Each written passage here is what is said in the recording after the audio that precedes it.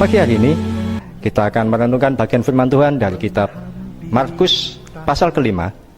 Saya bacakan ayat 28 sampai 29. Firman Tuhan berkata, sebab katanya, asal ku jamah saja jubahnya, aku akan sembuh. Seketika itu juga berhentilah pendarahannya, dan ia merasa bahwa badannya sudah sembuh dari penyakitnya.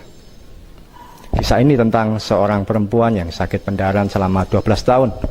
Lalu dia menjamah jubah Yesus dan dia merasakan mengalami kesembuhan. Saya punya sebuah cerita sebagai ilustrasi.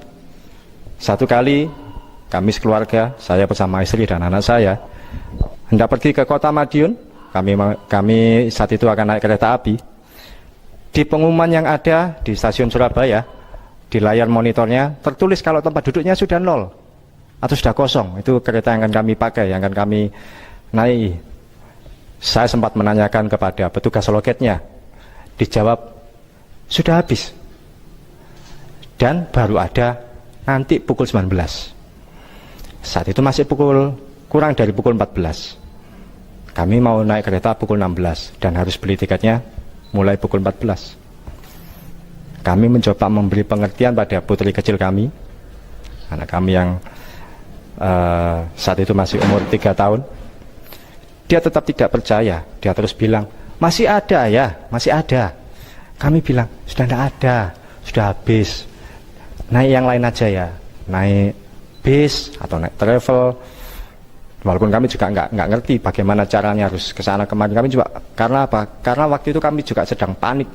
Tiketnya sudah kosong, jadi kami harus segera cari alternatif yang lain. Tapi anak saya waktu itu sempat berkata, masih ada ayah. Berkali-kali kami memujuk untuk tidak jadi naik kereta api, tapi dia tetap percaya kalau tiket masih ada. Untuk menghibur dia, pada waktu tepat pukul 14, saya mencoba antri lagi di barisan pembeli tiket. Saat giliran, saya segera bertanya, tujuan ke Madiun Pak? Petugas loketnya berkata, untuk berapa orang? Loh, nah kalau dia tanya untuk berapa orang, berarti kan masih ada tiketnya. Langsung saya jawab, saya beli 3. Saya bayar sesuai jumlahnya. Ternyata ada tiketnya. Dan segera setelah saya dapat tiket itu, saya kembali ke anak saya gendong dia. Terus saya berkata, kita jadi naik kereta. Dan anak saya begitu gembira, dia senang sekali naik kereta yang dingin, dia senang, dia gembira, dia sampai berkata, adik senang naik kereta.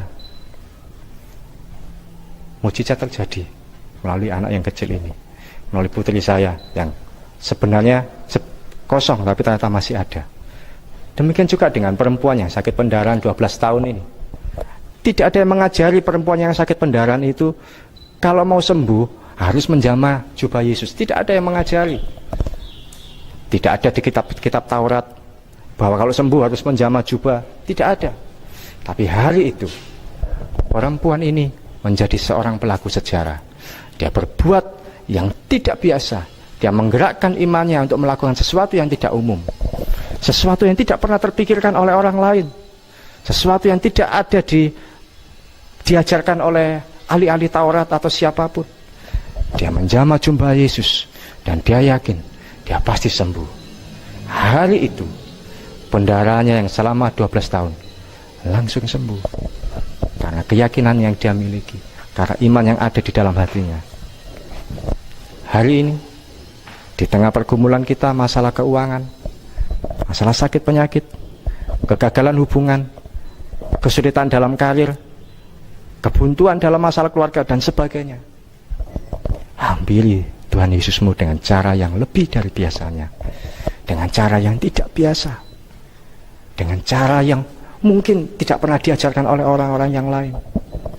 Kalau selama ini doa kita, pujian kita, penyembahan kita masih belum maksimal, mari kita naikkan lagi dengan lebih luar biasa. Terobos terus keterbatasan imanmu, terobos terus keterbatasan imanmu, dan raih yang terbaik dalam hidupmu, raih yang terbaik dalam hidupmu. Anda yang melihat tayangan ini, ketika engkau dalam kesulitan, ketika engkau dalam pergumulan hidup yang terlalu berat, terobos imanmu dengan cara yang tidak biasa. Mari kita berdoa. Tuhan Yesus yang Maha Baik, kami mengucap syukur Tuhan untuk firman-Mu. Kau mengajari kami melalui perempuan yang sakit pendarahan 12 tahun ini untuk menerobos iman, untuk menerobos keterbatasan dengan cara yang tak biasa. Kami percaya Tuhan, Kau sanggup memulihkan hidup kami.